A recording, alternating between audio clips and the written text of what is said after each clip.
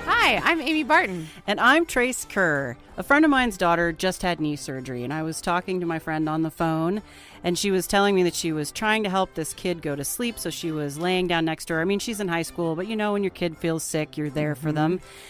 Well, this kid had a fan running, so there's a... And then she had her ice machine that her leg is in, and it's... And the kid won't sleep without white noise. And she doesn't listen to the river or the brook or the thunderstorm. She listens to static. And the fan's not enough white noise? So there's fan, and there's the... And then... And she was telling me that she was ready to rip off her own ears, and she didn't know how and her daughter was just out. Like... Not painkiller out, just out. She was so relaxed from all of the sound. Wow, she's going to have to marry a guy who works in aeronautics and spends a lot of time in wind tunnels. She's like, could you please take me to work so I can lay in the wind tunnel? It'll be so relaxing. Well, today we're going to be talking about everything you never knew you wanted to know about the mysterious world of sounds. The first sounds we're going to talk about are whistlers. Let's take a listen. Okay. So that's the sound of lightning. That is the sound of... This is so incredibly cool. Okay, so lightning gets trapped in the magnetic field of the Earth, and what you're hearing is it's traveling from one hemisphere to the other. Oh. So that woo sound is the higher frequencies travel faster than the lower ones. Thank you, University of Iowa Physics Department. Yeah. And the sound wave has a whistling tone, and that's where we get the name Whistler. Wow, that is amazing. I wonder if it sounds like that if you get struck with lightning and that's what you hear right before it strikes. Or does it change when it enters our atmosphere, or are those in our atmosphere sounds? Those are in our atmosphere. So some lightning comes down, but some lightning is also just shooting around, and that's that whistling sound. That would be super eerie. Yes. Craig Klitzig, the physics professor at University of Iowa, his wife said that it sounded like alien birds. Yes. Oh, that's a great description. Right? Yes. It's extremely creepy. Okay, so then do you think... Okay. Nope, go ahead. How do you think he captured those sounds? How do you get lightning sounds? I'm so glad you asked that question. Head of the class. There are two probes. NASA's Van Allen probes are robotic crafts that are orbiting the Earth, and they're monitoring charged particles and radio waves. So it's basically like we put a radio in space, and we're just catching all those sounds. I am equal parts thinking that's awesome and disappointing because I'd kind of envisioned him like a storm chaser, and he's got a red Dodge pickup and he's chasing storms with Helen Hunt and no, not. Sorry, team. Nope. He's probably wearing a lab coat or no storm chasing. I don't know. The articles that I've read where he's been quoted, he sounds like a pretty cool guy. So maybe if he's not chasing the radio waves, he's got like a cool hat. Okay, I'm on board with that. Okay, bucket hat with fish lures on it. What's a cool hat? A cool hat would be. I'm thinking like derailed us from sounds. I'm folks. thinking like Indiana Jones hat. Oh, good. Okay, I'm back on board. It never comes off. We're going to talk about a chorus of radio waves we're not talking about it. We're going to listen to a chorus of radio waves in Earth's atmosphere. So what do you think of the Earth chirping birds? That is crazy.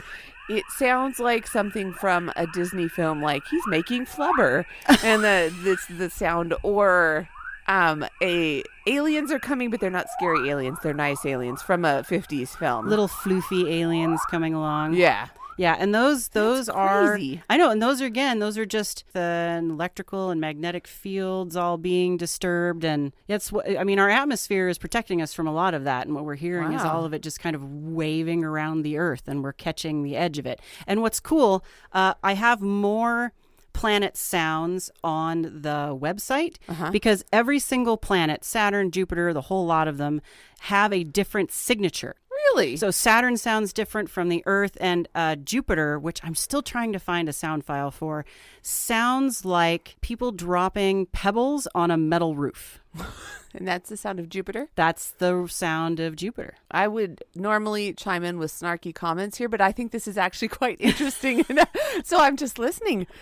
That is just amazing. So you could hear those audibly with your human ears? Well, or is that one that they have to... No, some of these they're slowed down, or they're picking up the radio frequencies. Mm-hmm. If you were out in space, well, like he said, if your radio had ears, you would hear it. Okay. So if you were a radio receiver, then yes. Okay. Do you want to talk about some noises that our human ears can't hear, or do you have more fun? Oh, no. I want to hear about stuff that happens inside the human body. Oh, yeah. Because I have, I'm going to be talking about stomach gurgles now because we love them. I love them.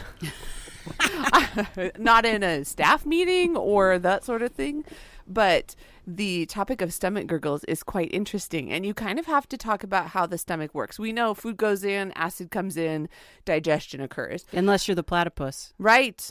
And it goes right on through platypus, not burdened by stomach gurgles.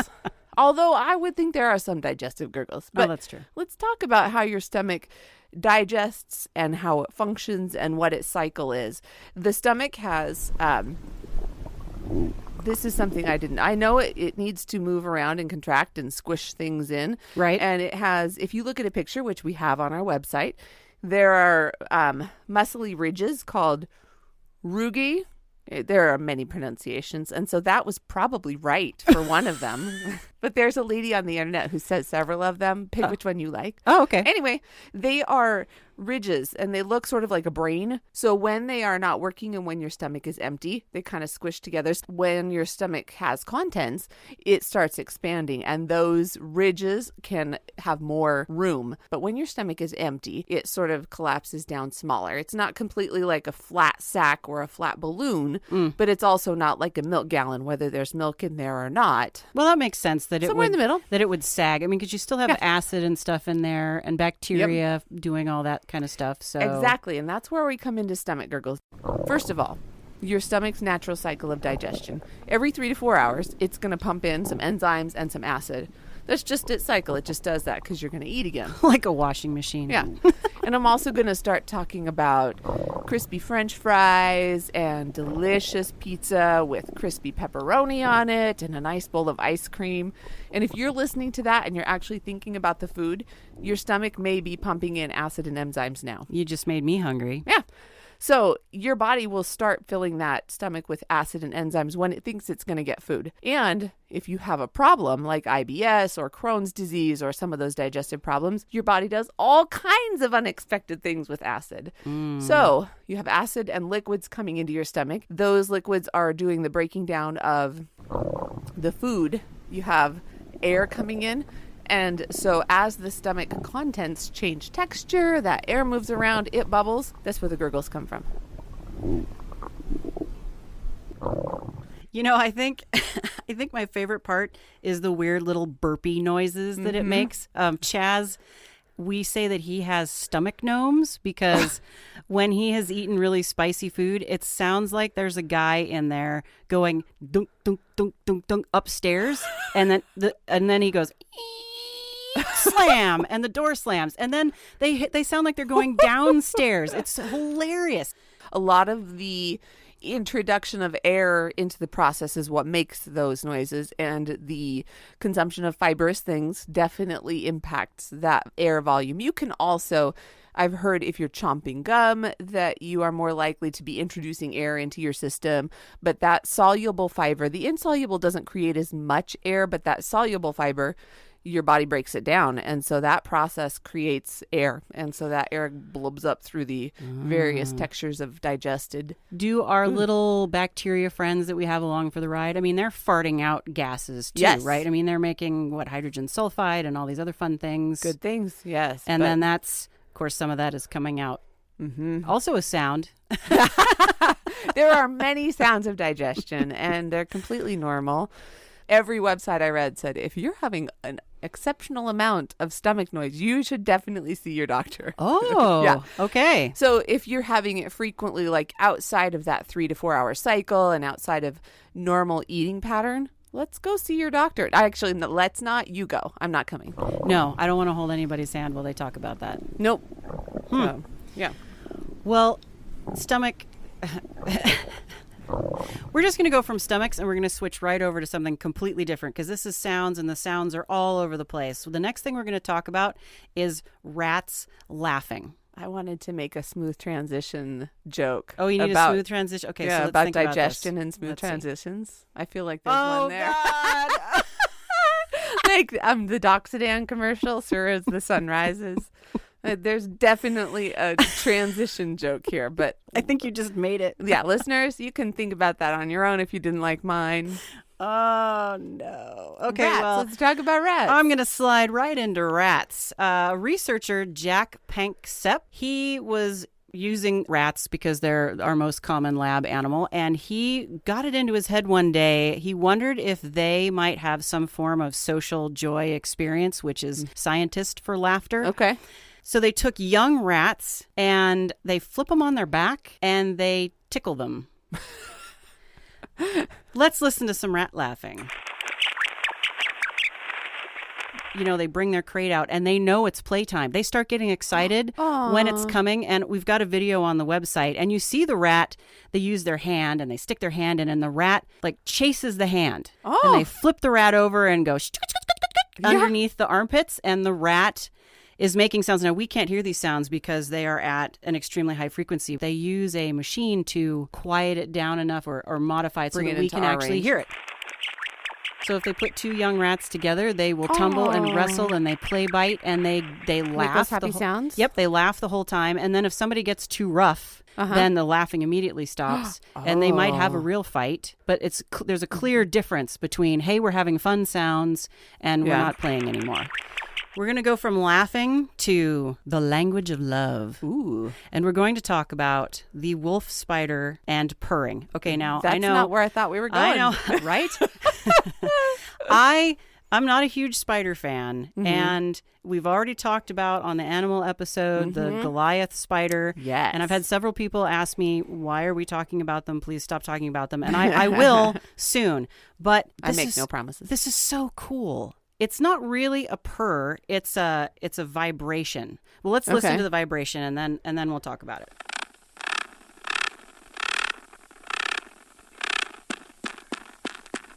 Aww.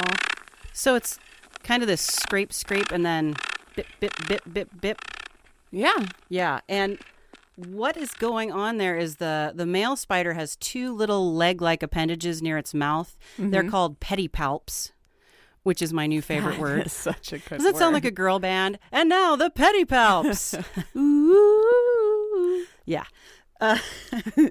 They rub these little pedipalps together, which creates those vibrations. Okay. And that does make a sound. It's audible, but it's thought that spiders can't hear. So the way he has to play he purrs for her is he will stand on a leaf. It's like a dead one. Yeah. And then if she's also standing on the leaf, he's like doing a little acoustic musical thing for her, and she can feel the vibrations in the leaf. So any sound is just it's just a side effect. Extra. Okay. Yeah. So when he's rubbing them, it makes his body vibrate, and it gives it that brp, brp, brp sound that he does. Yeah. Okay. And considering that a lot of female spiders try to eat the male spider, I think that the musical way, I mean, a lot of spiders, they just like sneak up on her. Yeah. This guy, he's giving her a little warning. He is. He's bringing it. He's like, look, listen to me, baby. You know, I got Hey, the I'm not tunes food. for you. Yeah. The Goliath bird-eating spider, not great vision, so it's important to announce your presence. Right? I'm a friendly. Yeah. I'm so very friendly. Little wolf spider, he's just making cool music for his lady. I really love that. I do too. See, this is That's so why sweet. I was like, oh, wolf spider, and then I click on the YouTube thing, which we'll have on the website, and there's a giant picture of the spider looking right at you, and I'm having a little trouble with that. But the sound, Yeah, that's neat. I love that. I do too. Let's play it again. Okay.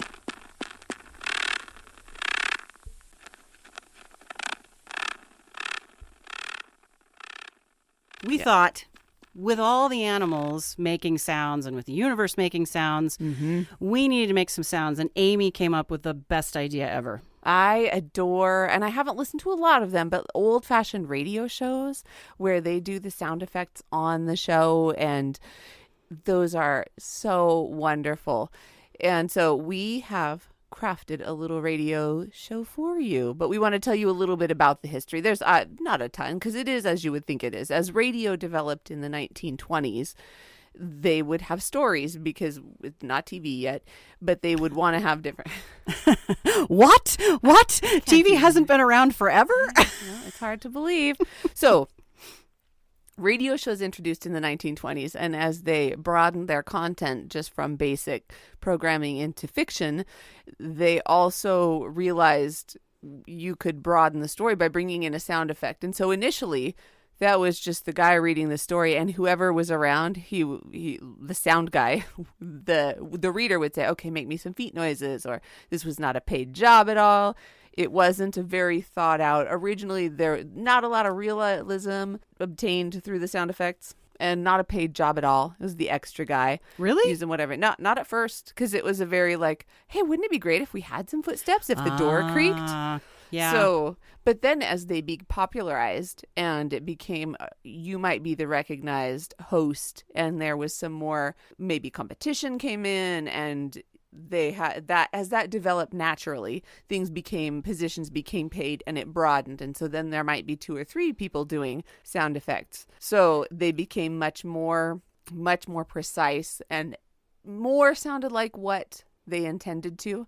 It is interesting, that power of suggestion, that if you tell somebody a story about a guy walking into a room, your brain is likely to accept that the sound that they're hearing is walking into a room. But you might play it for somebody else with no context, and they'd be like, I don't know what that is. Or they wouldn't describe it as walking into a room. Right. I think the other thing that I have huge respect for now, because we went through and did the sound effects beforehand and then recorded the story and then mixed it together, is that they were in a live show doing these sounds real time. Yes. And, you and I are like, okay, how do we make this sound, and who's going to hold the microphone? And, it took us at least 30 minutes to record maybe 10 or 15 sounds. And they had to be doing it, Bob walks up and then, the door sound and then the shoe sound, and it all had to be right in there. Yeah, and no banging the microphone like I do. No bumping the stand. I'm a huge fan of that. Very smooth. And you still, if you listen to the Prairie Home Companion, there's a guy who does... Yes. He does mostly vocal sound effects, I think, but that's still a fun modern example of this. So our show's going to be just like that. Listen up. Listen and enjoy. And now, for the first time ever, we bring you Skating on Thin Ice, a tale of near death and a daring rescue. What a tale I have for you, my dearest brain junkie. I'm sitting by the fire, finally getting warm again. I was out for a walk through our favorite woods, enjoying the rain. Suddenly, out of nowhere, the temperature dropped and it started to snow. It froze my toes clean through. I was almost home when I slipped and went skating across some ice. I fell through! Icy cold stabbed me from all sides. But I was saved by a dog. She pulled me from the freezing water with her teeth. Thank you, girl, thank you! I gave her frozen head a pat and she ran away. So here I am, huddled up in my blankets, writing you a letter, and so thankful for the fire. I can't wait for summer when we can sit on the warm grass and enjoy the sunshine together. Thank you. Thank you. Taking a bow. Yes. That is our one, first, and only dramatic reading. I don't know. I feel pretty dramatic a lot of the time here. I may not be reading it, though. Oh, man. Hey, before we go, we want to say congratulations to our scrunchie winners that we announced. Yeah, winners on the bookshelf episode. If you missed that contest, never fear, we're going to be giving away 10 amazing laptop stickers to our brain junkies when we pass 1,000 listens. How do you enter? Pop on over to iTunes to rate and review us. Make sure you leave a social media handle or your email. Please don't leave your address or your phone number. I'll have my mom call. She might send you a letter. Oh, with a newspaper clipping. Yes, she's definitely going to send you newspaper clippings on how to make sure your drains are clear.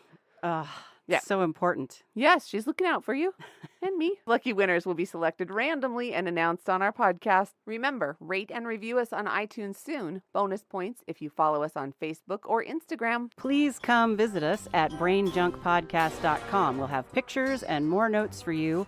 Lots of sound files from space, from NASA. Thank you, NASA. Oh, and we're also going to have a whole bunch of examples of ways you can make your own radio sounds. Yes. For this and other wonderful episodes, look for Brain Junk wherever you find your podcast. podcasts like iTunes and Google Play Store. We tweet at MyBrainJunk, and you can also find us on Facebook and Instagram at BrainJunk Podcast.